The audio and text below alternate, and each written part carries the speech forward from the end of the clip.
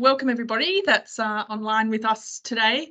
My name is Christy Spire and I have the pleasure of welcoming you to our 5th instalment of the Green Adelaide Seminar Series, which we are running to help share the excellent work happening across Adelaide and to inspire all of you in the work that you're doing to help Adelaide become cooler, greener, wilder and more climate resilient.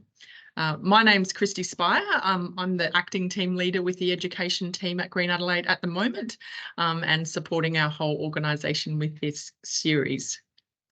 And I'd like to start, as we do every session, acknowledging the country that we're meeting on, Ngadlu Tampanthi, Ngadlu Kaurna Yatanga Imparenthi, which means that we are meeting on Kaurna Country, and today we are delving into Kaurna Kardla, Kaurna Fire with Clem and Quahli Newchurch, and we're all here to learn and share and support this fantastic work that is developing not only here in Adelaide but across the country. So it's a very exciting one, and I'm so glad that you've all joined us today, and to those of you that will meet us online another time when it was more convenient for you, because all of these sessions are being recorded and will be available on our YouTube channel. Today's session, you're invited to ask questions at any time into the chat. So it's not an interactives in terms of verbally, so you're all on mute. But we would love for you to put those questions in the chat, and we'll answer them at the end. So in this session, Clem and Quahli will share the important work being undertaken as part of a Kaurna land care team returning fire to Kaurna Country. The team are utilising their combined knowledges, both traditional and Western, to challenge current land management practices and sharing their findings as they go at sessions like today. They're also going to discuss the progress of an awesome case study that has begun along the Field River, south of Adelaide, and the successful cool burns which have been undertaken in this area. So we'll have a yarn with Clem and Quahli for 40 minutes. You can pop questions in the chat, and then at the end we'll have some questions, and I might be able to pop in and out with some questions with Clem and Quahli as we go along as well. And then I'll close out the session right on 5 o'clock. So we'll get you home and warm to your families and households. So again, thank you so much for joining us, and I'm just going to stop sharing my screen so Clem and Quahli can share theirs. So thanks again for joining us, guys. Cheers. All right, Namani from Kaurna Country. So Clem Newchurch and my sister Quahli Newchurch, we're actually over on York Peninsula at the moment. We're over here doing Narunga burns on our grandfather's country, and we've been here for the last couple of days. We've got Victor Stephenson from Fire Sticks from Cairns, who's running a couple of workshops for us with Narunga family over here, and as the Kaurna Kardla team, the Kaurna team working with fire, we're over here to support Narunga on that journey. And a lot of crossovers and a lot of links. So I want to start off by acknowledging that land that we're meeting on, acknowledging the land that, Christy, where you are there on our land, Kaurna Country. We normally live on Kaurna Country, but we also want to acknowledge any other lands that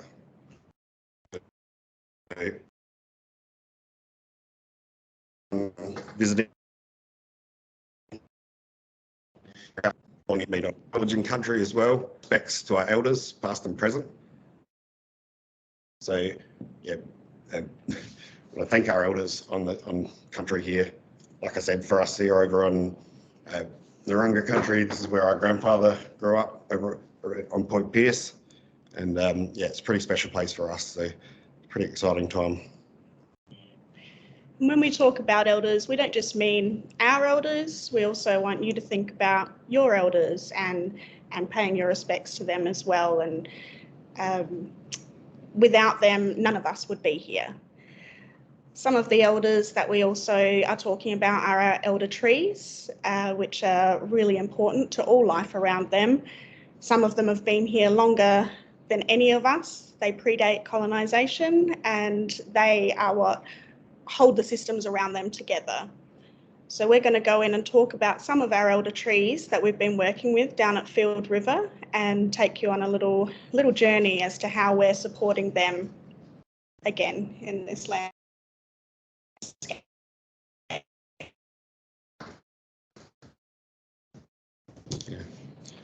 What I welcome there, I guess, and what Namani means, both here on Kaurna Country and Kaurna Country. We say nowadays it means, are you all good? Nah means, are you all? And Mani we use for good. There's a couple of translations of the word Mani. Some of those translations are more like fat or big, or Mani means, have you been fed? Are you healthy? So when our old people were looking to welcome people to the country that they were on, it was important for our old people to make sure that your Māori on country would have been the ultimate shame if you come to my country and died of starvation. So for our old people, when you visited country, you were looked after. And to do that, our old people need to make sure that the landscape was looked after, because the landscape provided all the foods to keep people healthy on country.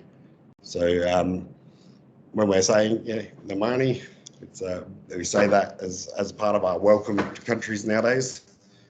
But when we really kind of think about it, there's a lot of meaning to that. It's about showing that respect to land and country, because that is what sustained our old people and sustained people on this country for thousands of years. One thing that has been lacking, I guess, for the last couple of hundred years though, is Aboriginal land management practices.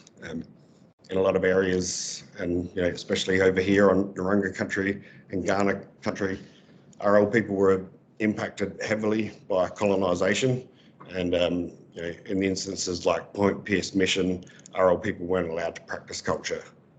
So with that, and agricultural practices coming onto this country, clearance of land, it's created a lot of issues for us, and nowadays we're as a society, we're just starting to work out some of these issues. With taking away the trees from the landscape and planting monoculture crops, we've created a lot of issues for ourselves, and we're going to talk a little bit about that, I guess, through our presentation. But we'll focus. What we've done is we've pulled a bit of a slideshow together, a heap of photos and some videos of our case study area. So we've been working for several months now along the Field River, working with Green Adelaide, working with council groups, with volunteer organisations and volunteers of the space.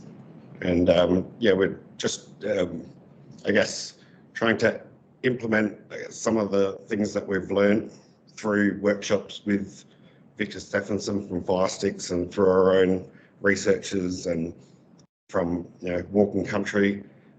We're trying to, I guess, put that fire back onto country here on Kaurna Country and here on Kaurna Country.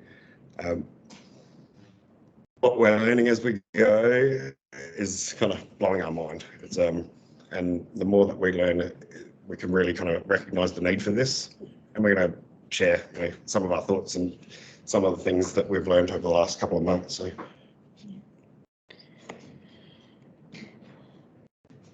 So to begin with, down at Field River, there was a lot of mess around some of our old elder trees, big old red gums, and before we can put fire on country, we still needed to do some cleanup and preparation of that site. You can see in the background of this, there's date palms and ash trees surrounding this elder tree in the middle of the photo. And this is another elder tree. You can see there's a tarp, so a lot of not only rubbish plants were removed, but actual rubbish that have been dumped onto this site. There's lots of car tyres. We've pulled an entire car body out of the river system, and so we're just starting with that cleanup and preparation to be able to start putting fire back around these elder trees. We're not using any chemicals or machinery when we're doing this, so I've previously worked in environment where I've used a lot of, when it comes to olives, so olives are quite prevalent through this area. One of our main treatment methods is to drill fill. So that uses a lot of chemical. It takes a lot of time, and sometimes you need to bring in chainsaws to even access the lignotubers of these plants. We really wanted to minimise that. We want to minimise chemical into our environment, and we want to minimise having to use this machinery and use things like fuel-powered machinery. And we found that we were able to really successfully remove upwards of 500 or 600 olive trees from this space by hand, using slower methods. Yeah, so I guess in this space, we selected this space because of these old river red gum, mother tree species. For us, when we're looking at this fire, it is about protecting those old trees. So those old trees, like Quahli said, have supported all life around them for the last 600 years. And for Aboriginal people all over the country, these trees provided a lot of resources. They were shelter trees and birthing trees. Sometimes people call them supermarket trees because we could access a lot of foods from these trees. Animals use these trees for habitat, but these trees also support all the grasses and understory plants within their canopy and outside their canopy as well. So but one thing that's happened over the last couple of 100 years all around the country and in different ecosystems, one thing has been removed from these ecosystems, and that's humans. So we've actually detached ourselves from nature, and we think that the bush is good when it's left alone. Well, no, this bush was never left alone. The bush evolved with our old people's land management practices, and some of the issues that we're facing with things like catastrophic fires, which we see all over the country, it's because this land has just been left, and the rubbish or the rotting wood and all the fallen branches, they've just been left to lay on the ground, and that's added a massive fuel load into the understory of these big mother tree species. When you couple that with these invasive species, some of which are really flammable, we're putting these massive trees at risk. So with the preparation work that we're doing, we're going in around these trees, we're starting at these big trees and we're working our way outwards. One of the first things that we have to do is rake away the base. At the base, there's potentially, in some areas, there's up to 4 foot of duff that has piled up around the base of these trees. If you have a fire, even in wintertime, but especially in summer, if you have fire that comes underneath this tree canopy, with all these invasive species and all that leaf litter on the ground, if that fire gets into that duff, you'll struggle putting it out, and it will generate a lot of heat. If it rains, the fire won't go out. And on some of these, potentially 600-year-old river red gum trees, they'll be hollow on the inside. If that fire gets onto the inside of that hollow, it'll burn the tree from the inside out and kill the tree. So with the work that we're doing, focusing on these mother tree species, raking out from the base, preparing it ready for a burn. What we're doing is ensuring that tree isn't going to be affected by this fire. And what we're using the fire for underneath these trees is to tidy up, really. And so if we can clear that space, we hear a lot of people talk about, ecologists and environmentalists talk about the value of mulch underneath these tree species. We're challenging some of those thoughts and ideas, because when we are coming into these areas, if you rake this leaf litter away, in some stages, even here, once we've got that duff away, in some patches it's still a foot deep, and that's if you dig that mulch away, the soil's dry underneath there, even when it's on a really rainy day like today. So that mulch is actually suppressing that water and moisture from getting into the soil, and it's also suppressing a lot of those understory species that should be underneath here. So underneath gum tree country like this, there should be a predominant grass species, and then there should be salt bushes, there should be herb plants and fruit bushes. There should be a lot of different food sources underneath this tree's canopy. And we're not saying that there shouldn't be any leaf litter at all. We know that eucalypts are constantly shedding their leaves. It's just that these ukes have been left for the last 200 years.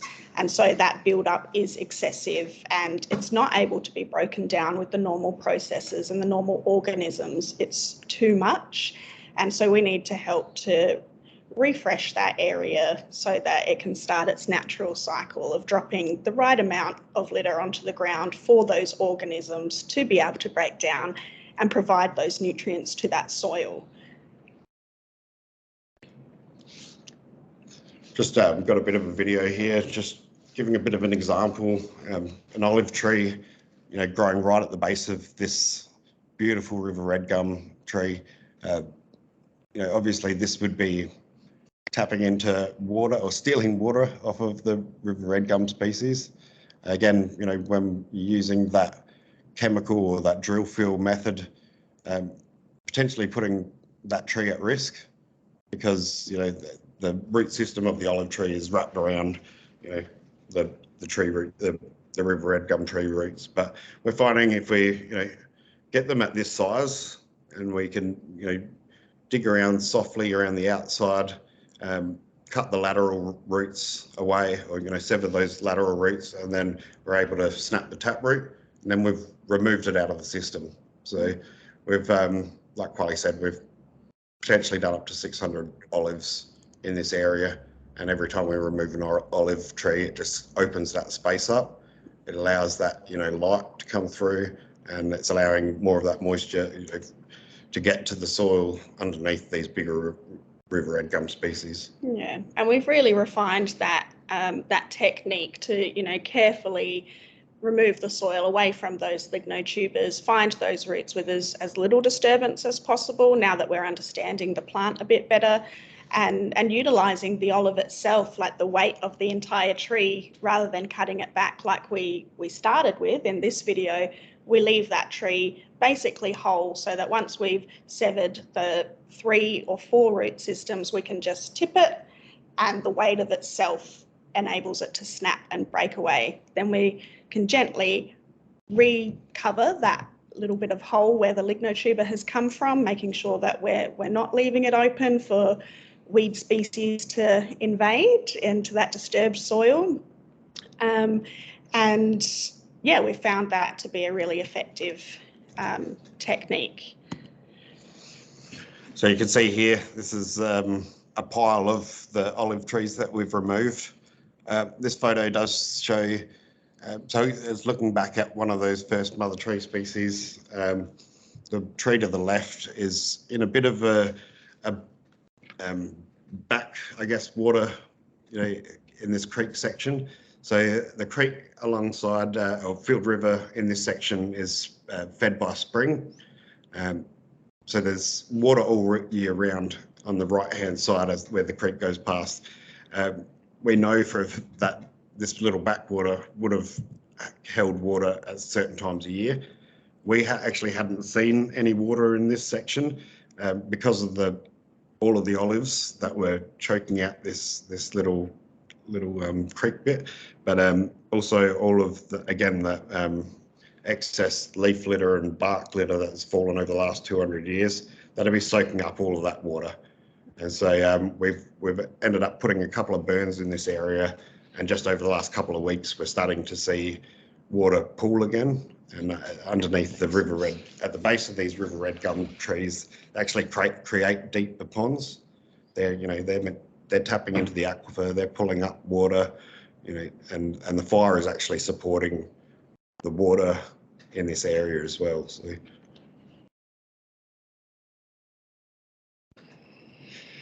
So combating weeds, so we can use fire for a few different reasons, and it achieves many different things.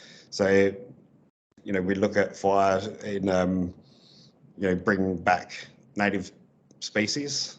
So it could potentially be an alternative to regreening and planting. You know, we can tidy up those areas like we've talked about, but another thing that we can do is use the fire as a weapon and attack those invasive species. So as you can see here, this was the very first burn that we did in this area.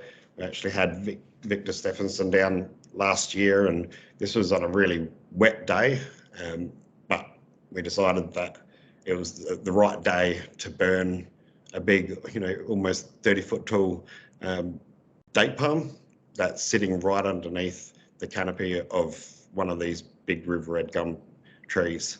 And as you can see, we had flames licking up out of the top of the date palm. That was going up into the canopy of the river red gum. But because we'd chosen the right time of year and we'd done the fire, you know, we were following indicators in the landscape, and that told us that this was going to be safe. When we did this, we had fireys come down, and they were a bit worried about it. They were trying to put out the leaf litter on the ground. We asked them, you know, spray maybe a couple of the river red gum branches for us that we couldn't reach. We're noticing that they were just burning up to the green wood and dropping anyway, so it wasn't a risk. But yeah, for us, it was the very start, I guess, of a pretty amazing journey in this space. So that was the before photos. This is the current photos of what that space looks like now. So originally, and you can kind of see a couple of the stumps to the left of the screen, we had olive trees, we had box thorns. This was a wall of invasive species that you couldn't walk through. There was one little path that you could walk around the back of these date palms and get up to the trunk of this river red gum tree. But we've completely opened up this space and it's completely transformed. And it's almost as if we feel like we can breathe easier. Yeah. So we're feeling that tree's probably breathing a bit easier as well. Box thorns. So this is another, the next tree along the creek line. So box thorns, you know, a massive problem over here on Kaurna Country. You know, you drive over them and pop your tyre. But they're again, they're choking out, you know, that water. You know, they're stealing water off this plant. They're trying to push in and they're trying to take over these, you know, old 600-year-old river red gums. So this is from the under canopy of the tree. This was only a few weeks ago. We'd hit the box thorns with one fire, I think, at this stage. And that fire travelled really well. There is actually a smaller date palm behind the trunk of this tree. But yeah, the comparison photo of what it looks like today. Oh, sorry, here we've got a couple of videos to show you the burning. So again, selecting the indicators and what the country is telling us to do. When we've talked to fireys about this, they've finished their burn season. You know, so we do it in a completely different way. When everything's green and people think, oh no, we can't even start a fire, that's when we have a fire. And we can, in some instances, we can get fire travelling under that green. We can even get the fire travelling underneath the, you know, blades of grass only 10 centimetres tall. We can show you videos of that after. And this is the box thorn really flaring up. So, you know, licking up into, we had mistletoe species in the river red gum that was actually dangling down into this dead mistletoe. But you know, just keeping an eye on it was just singeing the twigs, and there's no risk of it catching alight. So we've hit this about 3 or 4 times. Quahli would have been freaking.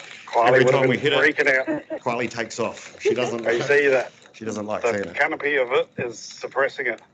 It just licked out a little bit over the top of the green, but not much.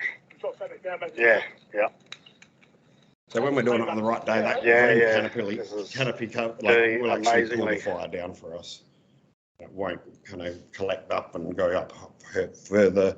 You know, if we burn the canopy and catch alight the canopy of those river red gums, we've broken our law. So it's really important for us that we're doing this safely so that we're protecting those trees. Yeah. You can see Quahli here just removing some of the date palm prongs. We've actually used these prongs as ammunition, I guess. You know, so when we're tackling other invasive species, we're filling the gaps with those date palm prongs, and that's helping us with the fire. So I think if we a couple more burns in this section, and we would have taken out all of the weed species and opened it up like that last space. So this is what it looks like, you know, if you go down there today. So again, just to the right, and like, you know, you look at that green grass to the right, you couldn't walk through there a month ago. So yeah, they've been really successful burns.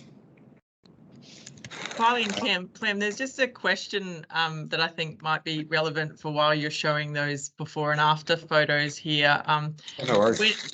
When you're doing that kind of work, it's from Mark, is the intent to kill the pest species or to help clear access to kind of keep managing? So it sounds like there's like multiple intentions there, but it'd be great to hear a bit more. Yeah. Sorry, Christy.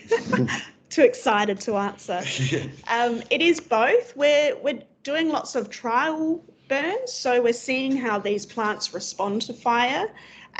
We're not, I mean, we're hoping that it would kill it dead, but if it doesn't, that's not an issue either. It's really, it's taking it out of the system. That box lawn, you can see that we'd cut away some of the other material that was left over, and our intention is then to wait a couple of weeks and then we'll start some smaller fires just around the stumps, and we've burnt out a few boxthorn and olive stumps from the system completely. Yeah, so that's one way. We've also toyed with the idea, we know, you know, this slide is talking about olives. They're like Medusa, you know, you remove a bit of an olive and 10 branches come back. So we understand that running a fire over an olive stump isn't potentially going to work the first time, but it's all about suppression. We want to be in these spaces long term and be given the opportunity to have our cultural fire on country consistently. And the more we run fire over these stumps or damaged plants, the less likely they are going to continue to respond. So we're trying to exhaust them as well. It's about putting that constant pressure on, but it's also dependent on the size of the plant as well. Yeah. So if we're getting sucker trees that are only, you know, less than a foot tall, or, you know, even under your knee, this type of fire will actually kill a lot of those invasive species at that size. The olives, when they start developing that larger lignotuber, they're, you know, a bit more sturdy, a bit more resilient. So, but, you know, we're pretty sure that with that constant pressure, and, you know, this isn't a one-off fix. Yeah. So we're not thinking about the fire as solving all of these problems straight away. It's about this is the start of ongoing land management, and should actually eliminate the need for weed control, planting, you know, cleanups. Should you know, reduce fire hazard or fire risk. You know, so yeah, there's so many benefits to it. Yeah, we'll show you. So this is fantastic. Sorry, I'm trying to get this to play. This is where we run a burn through a patch of olives. You can see them underneath. It's going through that creek. This is where we burnt out some of that leaf litter, and we're starting to see water pool up again. But so this fire running underneath these olives at the moment, these olives didn't like it. They immediately start wilting. The leaves might bounce back, but we're going to hit them again with fire. And if we find that leaving them whole isn't working, then we might cut them back, remove their canopies from the system completely, and then just really concentrate some small hot fires on the stumps, as we're doing in this photo. You can see these, I'm pointing to the screen like you can see where I'm pointing.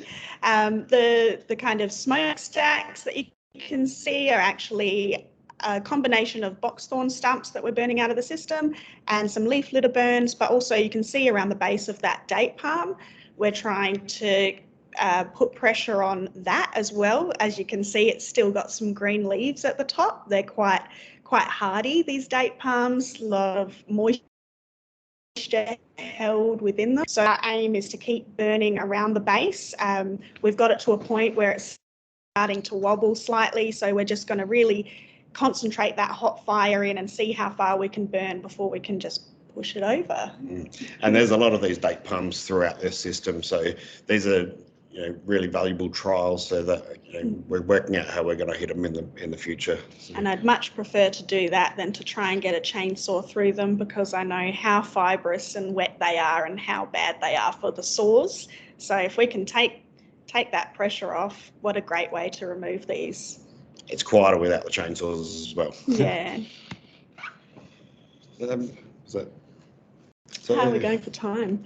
How are we going for time, Christy? You've you've still got about another 12, 13 minutes. So yeah. Sweet. All right. Plus questions. Yeah. Plus questions. Yeah. Yeah. Just got a few videos that we'd like to show of some of the nicer fires that we've had through the site, just of the leaf litter burns. I don't think I've put any grass burns in. We can talk to these as we go, but if you've got any questions that you want to throw at us, Christy, feel free. This was a day, I was actually here by myself on this day. We have Department of Environment and Water fireys come out with us, or they're not coming out with us anymore because their burn season stopped. Ours has only really just begun, but they were coming out. We'd have the fire unit mainly to calm down residents in this area, just to, if anyone's coming down the hill wondering what the smoke is, they see the truck. It's not an issue for them. When we have the fireys, we basically task them with burning some of the larger limbs that we've pulled out from underneath the canopy in these areas, and they just sit back on their phones most of the day. Yeah.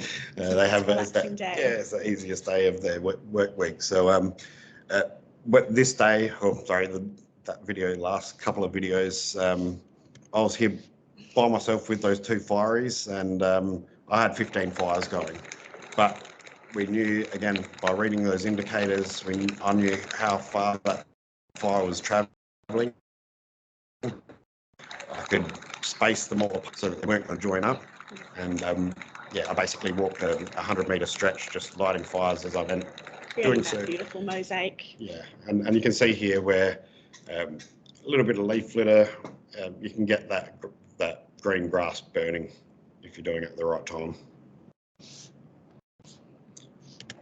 This is next to that boxthorn around that tree, got around the back of it. Really nice fire where one ignition point. Again, we just had the right indicators in the landscape, the right indicators in the weather, and one ignition point. This took off, and we just followed it for a couple of hours, and it did exactly what we wanted. Some pretty significant plants in this area, some of the reed species that we use for weaving. But you can see here, we knew the fire was going to stop on the day. It did. All throughout this area was a combination of carex and cypress species, so rushes and sedges, and they were all really dry, really sad looking. They weren't thick and healthy. So we're hoping that this fire is, one of the things that they needed to help them to thrive, and take out there was some scabious through that system as well. Hopefully it will help control that and give them some more nutrients back into their soil to get them happy again. We're already seeing regeneration, which is really exciting. And so what we're doing here as well, by applying this, so this is a cool fire, and when we're saying cool fire, you know, if you're having a campfire or, you know, a fire in your backyard, you know, you can't put your hand over the top of the fire sometimes, you know, because it's that you can feel the heat even when there's no flame there. This fire, you know, once we've run a fire quickly through the grasses, and you can see the black ash. The white ash is actually the hotter material burning, but the black ash is what we want, and that black ash is the indicator that we've had that cool burn. And that cool burn, you know, when we talk about cool burn, it's you know, when the fire's running across country like this, 30 seconds after that fire's run across country, you can walk across there barefoot.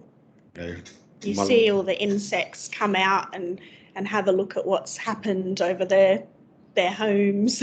Yeah. And yeah, my daughter was at one of the burns we did in the parklands a few years ago, running around barefoot after the fire like nothing. It's that beautiful cool burn. It won't affect the seed bank. It's there to protect that seed bank and the tubers and those underground plants. And we're hoping that it puts in those right nutrients for the soil, that we might start seeing species of plants that we haven't been able to put back into the landscape ourselves through our own propagation methods in nurseries. We're hoping that by rekindling our fire, we start to reawaken our species that we haven't seen for a while in this space. So what this temperature fire actually does is put the right temperatures in the soil for the right plants in that native remnant seed bank to come up, you know. And so what we're trying to do in doing these types of burns, these cool burns underneath these mother tree species, it's about clearing that space so that we can promote the growth of those native grasses. Those native grasses will help us with our fire and put those right temperatures in the soil, and hopefully that will bring up your saltbush species and your fruits and your herb bushes, and it'll bring back that biodiversity. And we have a few questions around this sometimes where people are like, oh, but what if there's not enough seed in the soil? What if there's not enough seed bank? It's been so heavily grazed or so heavily impacted. And as long as we've got those mother trees and the grasses associated with them, that's all we need. Because with those plants come the animals associated with those plants, the birds, the insects, the invertebrates. They're all vectors. And us. And we are vectors. You know, we're always walking around with prickles in our shoes or on our pants. So as soon as you start nurturing those two key species within the system, everything else starts to come in. So not only are we nurturing them and the potential seed bank already there, but we're bringing back animals, we're bringing back the seeds, and slowly we're going to see what that system truly looked like over the course of, 100 years even. There's mother tree species in each area, in each ecosystem across the country. They're dictated by of that. Yeah, in a lot of cases when we look at how people regreen and plant nowadays, we're looking at maps that were drawn in the 1800s and 1900s. A lot of damage had already occurred when those maps were drawn, and they're fairly kind of generalistic when you're looking at the map of South Australia, which classes all of the Adelaide Hills as that grassy woodland. There's ecosystems within that larger ecosystem as well, and again, that was dictated by the soil types. And one of the big things for our fire what we're learning about our fire is about reading country, and it's about responding to what the country is telling us what to do, not dictating what the country should be doing. So it's rather than us saying, oh, we know better than the land. We're reading what the land's telling us, and first time in a long time. So part of these case studies that we're doing, we need to obviously do monitoring to see how the fire is going. We're developing case studies, hopefully, and capturing the information this is just going to be evidence that we can take to support our cause. Last week. I'm just going to skim through these videos Friday today. because I'm aware of our time constraints. So yeah, monitoring things like, this is the day after a burn. Sorry, I've meant to mute these videos so we could talk over them. But you can see how the fire will actually support the mycelium, the mitochondrial network underneath the soils. Some of those fungal species have probably been suppressed. Protecting this magnificent mother. Beautiful old trees. Yeah. That haven't been seen for so long because they've been outcompeted by olives, ash, boxthorn, date palms. We're hoping that we start seeing more people be able to come into this space. Yesterday, the boys, and this boxthorn. It's much more inviting though. It's had about. And it is a significant site for Kaurna people. Our old people would definitely have occupied this area. Would have been an area we would have been camping probably springtime and autumn time as we're travelling to and from the beach. We camp in the beach in summertime. It's spring fed, so it was a water source all year round. These mother tree species were those supermarket trees. A lot of food sources. It would have been paradise. Yeah.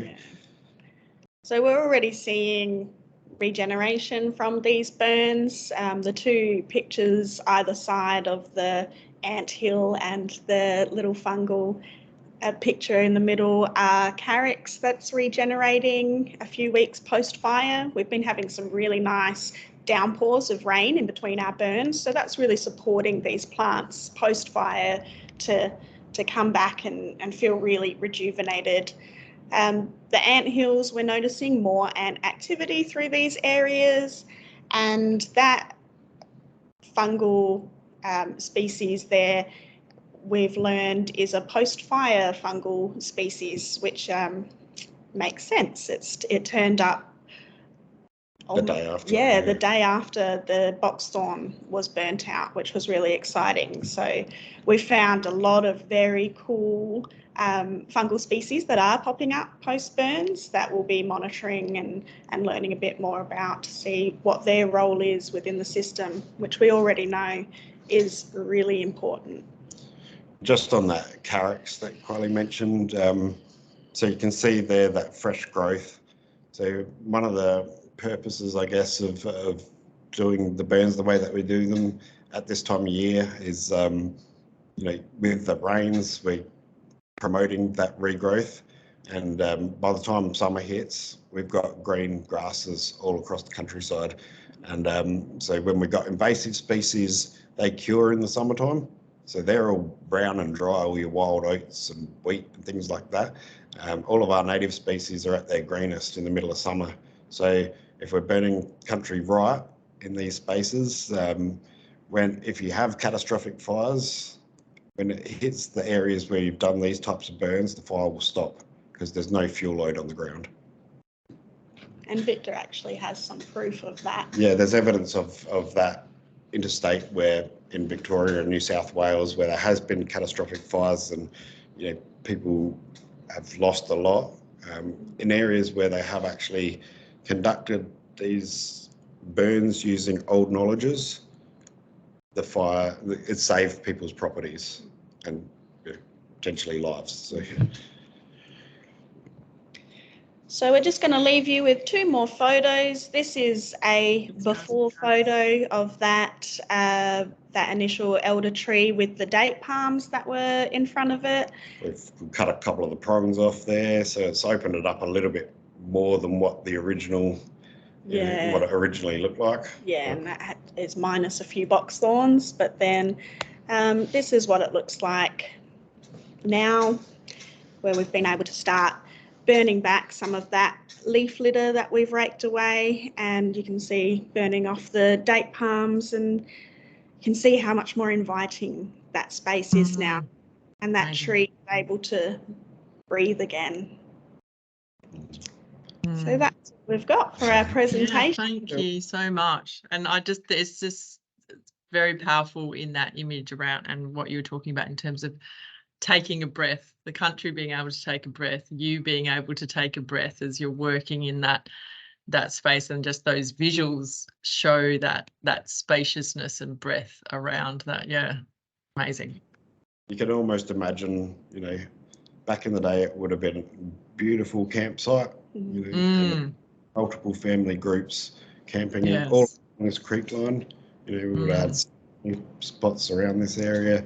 We've got a lot of evidence of our old people, occupying this area. So that's amazing. Yeah, well, if there's plenty of comments and encouragement in the chat. So, but I know that's hard to see sometimes when you're sharing your screen. So you can leave it up there, but do make sure you read all the comments. But yeah, there's a few questions in here. Some around there's some interest just around kind of managing the areas and like animal burrows and concern for animals before you burn sites and that type of thing. Do you want to talk to that a little bit? Because I know that you would think about that, obviously. So the very first thing, one of the very first things that we learned about this type of burning is when we're starting a burn, we have one ignition point, and we allow that ignition point to burn out slowly. That does a couple of things for us. We can read how that fire is travelling and how it's going to respond in that certain environment. But that's also, once you get that fire lit, it starts to crackle. You get that smoke happening. So that smoke sending out, that's allowing those animals time to smell the smoke. They hear the crackle. They start to feel the heat. And when we have these burns, we see lizards and spiders and all sorts of animals. And a few brown snakes. But because we're starting at that one ignition point and the fire is burning out in all directions, we're allowing those animals to escape in any direction that they want. And if we're not having a fire right next to it, they're not running into the next door fire. So when we do have these multiple burns, it's because we've assessed it and we know that those fires aren't going to join up, and we've spaced them apart enough that the animals have still got plenty of places to hide. Yeah, and we're not burning everything at once. We're not removing all the leaf litter at once for the animals that may be residing within there. I'm not sure if you can actually see in the middle of this photo, there's two separate leaf litter patches. They took an entire day to get that big. So all of our fires down here, except for that one fire that we showed you that carried for quite a way, all of the other leaf litter burns have been really slow, and seen the animals slowly relocate. They're never in a rush. They're never like, oh my goodness, slithering away for their lives. We've seen little baby brown snakes just slowly kind of look back and go, okay, we're going over this way now. The thing is, these animals have the knowledge of the fire in their DNA. So even the trees and our plants, so all of our trees and plants evolved with fire on this landscape. And this landscape didn't evolve. It wasn't just bush by itself. It was a manicured landscape. It was manicured by fire, by our old people. And Oh no, I was just thinking people might have been wondering around, the bigger fires with the weed control fires, with the boxthorn and the date palm. Those fires, we chose to show you a bigger fire as part of your viewing experience. But when we actually light those fires, they don't just go woof and then whatever animal may be residing within that space just gets scorched. There was a video that we took out of the initial boxthorn burn where the fire started was smaller than the fire within your fireplace at home, and it burned really slowly. That entire boxthorn we have burned maybe 4 times over the course of 6 to 8 weeks. So we're not consistently going every day to burn. It is dictated. We've been heavily dictated by the weather as well as departmental constraints. Yes. So even the animals, the only animals that we actually saw come out of that box thorn, for example, were rats, and they were not native rats. And when I was actually under the box thorn trying to push the fire deeper, and the rats scared me out of there. So, so even those fires that look bigger, they still start small, and they give the animals within that time to relocate. The other thing is we are mindful of breeding seasons of animals, so we wouldn't be burning when there's potentially baby birds in their nests, or, you know, possums in hollows and things like that. We do take in that holistic, we take a holistic approach when it comes to fire, and it's quite simple but quite complex, the amount of different things we're taking into consideration in order to actually put fire on country in that space. but so, you know, ensuring that we're protecting those big trees, we're protecting the animals. And you know, one example, I guess, that we've got is in raking out that duff from around the base of those river red gum trees. One of those river red gums, we raked up a couple of skinks, and then when we got closer, there was unhatched skink eggs, a little nest, and so we stopped. And you know, this is one of the benefits of doing this work slowly, is we stopped, we covered those skink eggs back up, we came back a week later and those skink eggs had hatched, and then we raked out the base of the tree. So, you know, being mindful of those things, you know, when you're looking at the way that government agencies do their hazard reduction burns and, you know, or whatever types of burns. Prescribed burning. That's the environmental burning and all those different types of burns. When they're doing that and they're just drip torching along the countryside, they're not allowing that space or that time for those animals to run away. They're creating that hot fire. But, you know, with the cool fire, those animals, they know it in their DNA. They got more knowledge of this fire than what we do, because we've forgotten about it on this landscape. And we're actually seeing more evidence of animals within the space post-fire. We're seeing more bird life come in. We're seeing more signs of kangaroos through there, which we weren't getting before. So that's, you know, the animals are drawn to it. We were sitting burning the date palm just last week, was it?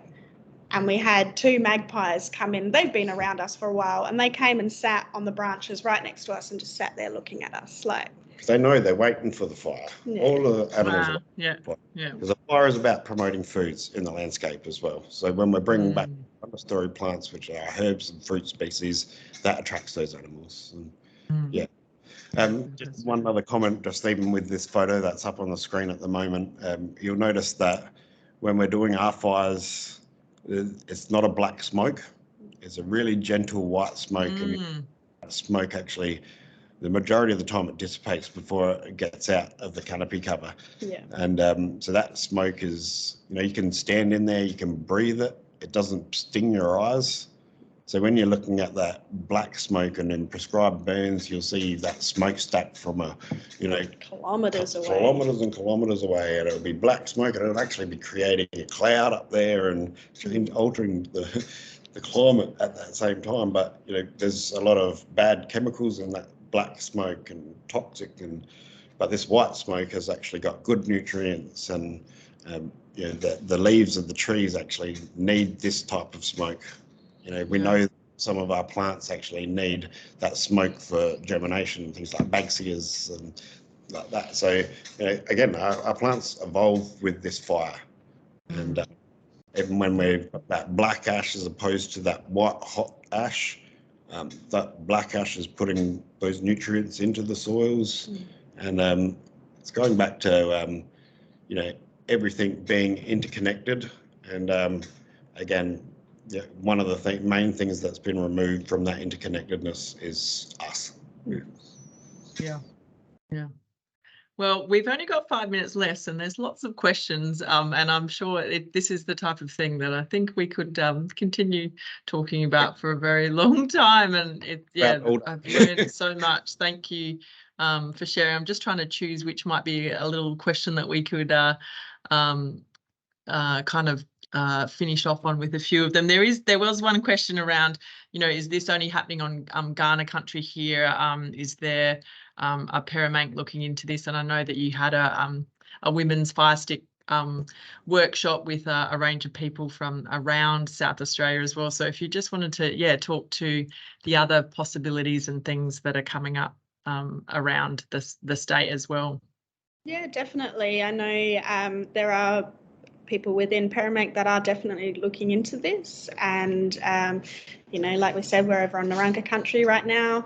Ngarrindjeri have previously looked into this space, Nukanu, Ngadjuri.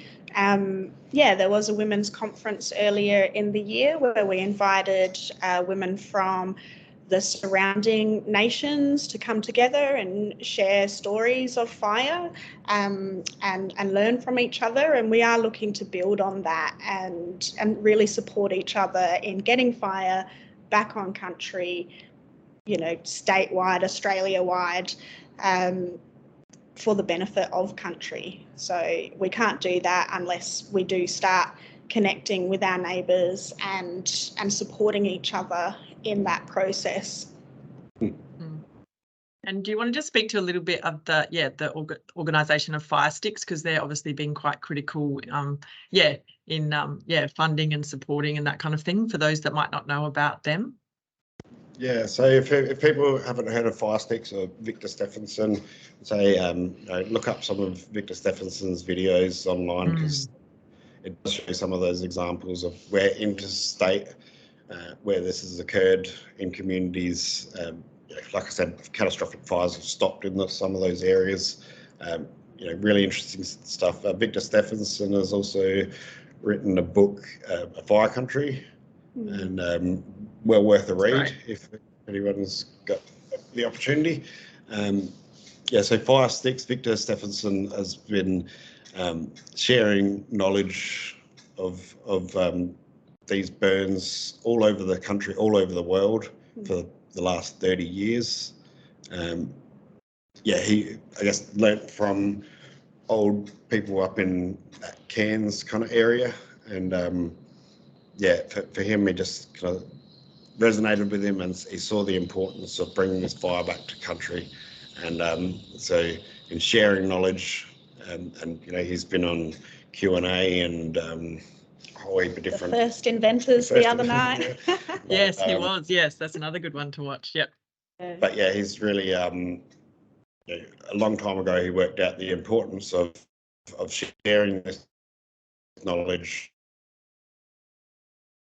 with us, and for many nations that have been heavily impacted by colonisation, this is a part of cultural revival for us. And That's right. there's a lot of people in Kaurna Country, Narungga Country, Ngarrindjeri Country, all of these nations that are doing lots of good things to bring back cultural practices. And for us, the more that we engage in these cultural practices about our cultural identity, for us that brings pride, strength, self-confidence, all of those things.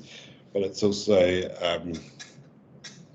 the main thing is it's healing country. It's healing country, and it's healing us. So one thing that we is, and when we look at the health of people now, that's a direct reflection of the health of country. And so when we've got sick country, we've got sick people, and then when we're talking about what has happened on Kaurna and Narungga Country, all over, in many places all over Australia, that amazing eco-biodiversity, we've had more eco-biodiversity in 1 hectare in Mount Lofty than the whole of Europe. All of that diversity in a lot of areas got wiped out to create a monoculture of things like wheat. Nowadays, we're just working out that wheat isn't a good thing for us. We're all gluten intolerant. We just worked out that there's at least 10 different plants that we could have made breads out of in that bush. and all of those breads were healthier for us. And alongside those breads, we also had hundreds of different species of fruits. All of those fruits were superfoods, you know. So yeah, the more that we look at our old people's ways, for us they just make sense. But you know, for us also, there isn't a better example of sustainable living on the planet. It is the most it was the most healthy and sustainable way of living with the environment. And again, we were a part of that environment, and we had that, this harmonic balance. And I think, you know, nowadays we destroy these big 600-year-old trees, the things that sustained all life around them for all of those 600 years. We'll cut them down to, you know, get to work 5 minutes quicker because we need to earn money, you know. But money's the only thing that we've placed value to. The thing that actually has sustainable value, we just cut down, you know. But that's where, like in our lifetime. yeah, that's where, yeah, for us, when we're doing this fire, and with our old people's practices, they were projecting 500 to 1,000 years in the future. You know, when they were cutting the scars to make a shelter tree, they were never going to live in that tree. They were doing it for generations and generations and generations into the future. And nowadays, we you know, maximum we've got maybe a 30-year plan for Greater Adelaide, but everywhere else is doing 3-5-year plans. You know, we're all thinking about our own future. How do we fix things now so that we can continue to live comfortably, instead of thinking generationally? You know, these quick fixes are heavily impacting our environment in themselves, and we don't know what we're leaving for even the next generation. Ideas 30 years ago that sounded really good, like 200 years ago, growing wheat sounded like a really good idea. But now we're just recognising that, hey, taking all that canopy cover away, we're heating up the land, we're cooking the soils, we're changing those soil types, we're actually changing the climate of this, because we don't have these big trees that cool the landscape down, that hold the water in the soils, that hold the water in the river systems. You know, the more that we've learned, and more that it highlights the damage that has occurred. But I guess there is hope for us, because, you know, and the reason why we're here today is, you know, the more that we share, we recognise that there is a bit of momentum here. People are starting to recognise that this is what's needed on our landscape.